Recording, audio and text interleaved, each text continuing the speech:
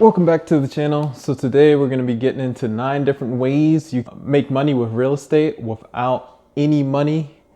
So the first way we want to talk about is becoming a real estate agent. So this is more of a full-on career in real estate, but the sell side, so whoever's selling the property, they end up paying between 2 and 6% of the value of the property to the agent. So I'm sure you guys have seen Selling Sunset, where these people in California are selling these multi-million-dollar homes. Are you going to Shell's charity event? Every day I spend my life with these bitches in the office. I mean, like, that is the charity event.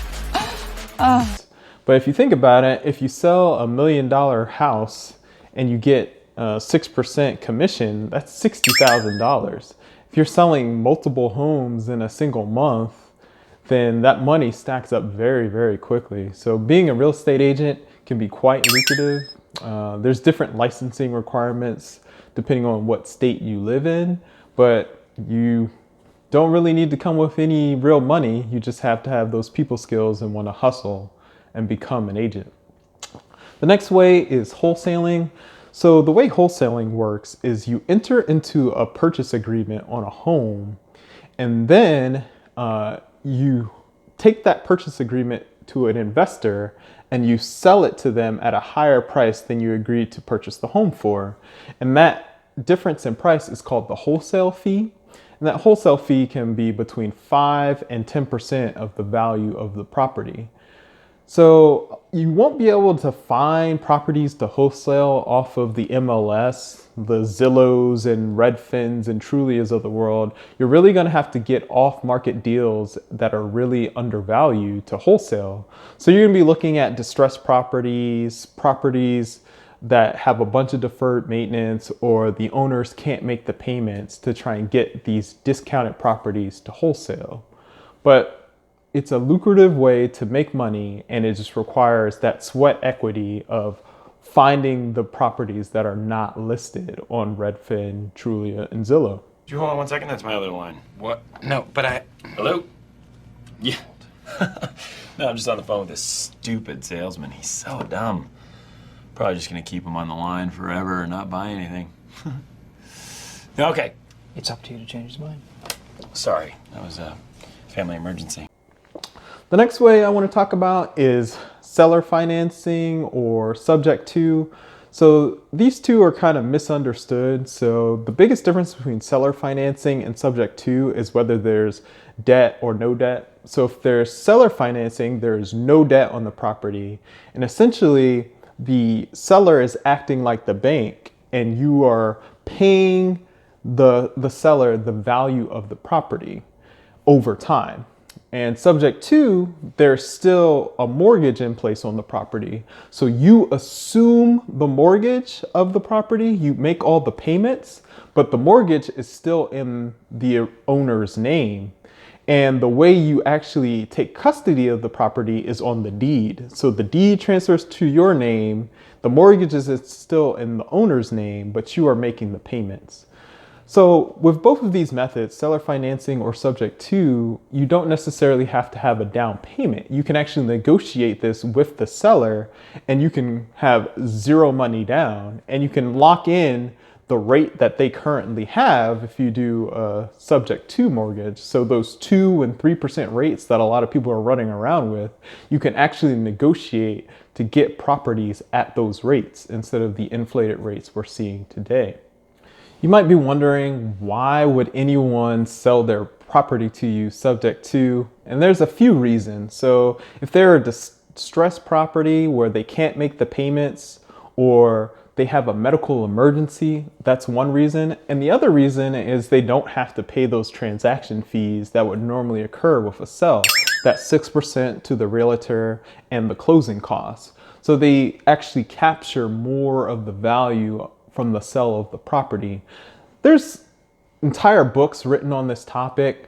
So Wealth Without Cash by Pace Morby. He's probably the subject matter expert on this subject to seller financing space.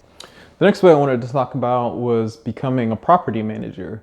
So this too is kind of the career option getting into real estate.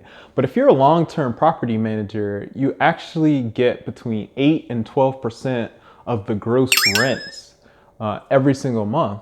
And if you're a short-term rental property manager, Airbnb style, you're making between 15 and 25% of the gross rents every single month. So depending on the state, there's different licensing requirements to become a property manager. But once all the work is done, you're actually going to get a nice chunk of change each month. I will say, notoriously, being a long-term rental property manager is a business that has really tight margins. So I would suggest the short-term side just because you get a higher percentage of the revenues each month. But it's all a matter of preference and depending on what you want to deal with. Do you want to deal with guests complaining about cookie sheets and toilet paper, or guests complaining about toilets and garage doors? It's really up to you. So another way to get into real estate with no money is house hacking. So you can take your current residence and you could rent out a single room on Airbnb. So it's a nice way of taking what you already have and turning it into an income stream. And if for whatever reason you live in a duplex or a quadplex or a triplex, you're already set up to rent out those other units and generate additional income. So if you're considering moving or if you're considering buying a house, this is a strategy you could consider. You could use an FHA loan, buy a duplex, triplex, or quadplex, live in one unit and rent out the other units, house hack, and get into real estate with low money or no money down or almost no change. So if you want to own a property, another way to put no money down is using a VA loan. So VA loans are accessible to veterans of the US military, or you can use a USDA loan. That's also a no money down option. But there's a few low money down options to buy a property. So the home ready mortgage, the home possible loan, and the FHA loan, like I mentioned earlier. All those are low money down options that will allow you to get into a house. And if you pair that with a house hacking strategy, you can get into real estate with almost no money. So another way is hard money. So hard money is not the preferred way to buy a house. So you can use hard money as the down payment on a property and then use regular financing for the rest of the property. But hard money is traditionally at a much higher interest rate than other means of financing. So it would not be my preferred route of putting no money into a deal. Another way to get into real estate and make money is just partnering up. You'd be surprised by the number of people who have capital but don't have the time and skills necessary to actually close a real estate deal, and they will be more than willing to partner up with you to make a deal happen.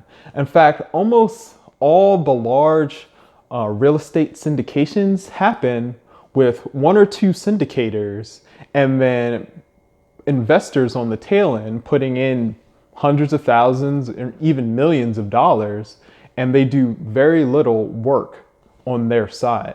So partnering up is a good way to break into real estate. And the final way I want to discuss is Airbnb arbitrage. So Airbnb arbitrage is when you rent a place, you get it under a lease agreement, and then you start renting it out on Airbnb. So you want to make sure you vet this with the owner of the property before you start arbitraging their property on Airbnb. Otherwise, you can void your lease, the owner could kick you out, it can disrupt your business. So you want to make sure you're very upfront and honest about what you intend to do with the property, but it's a cost-effective way to get into an Airbnb. You sign a lease and then you rent it out and you make money on top of what that leased amount would be. And the best way to estimate the revenue that you would generate on that Airbnb would be going to Rabu or AirDNA. And I discussed that in my other video on making 100K out of a single Airbnb property. A good strategy for finding owners who would be open to this Airbnb arbitrage strategy would be approaching developers. So developers will buy a property and then they will go through the permitting process to actually destroy that property and build anew. But in that meantime, they have a property that is sitting vacant. And if you approach them with this Airbnb arbitrage strategy, they may be willing to work with you and actually arbitrage it, as opposed to most conventional homeowners. So that's it. Those are the 9 ways you can get into real estate with no or low money. And hopefully you got something out of it. If there's something else you want me to go into more depth on, I'll leave a comment below. Like and subscribe, and I'll catch you guys next time.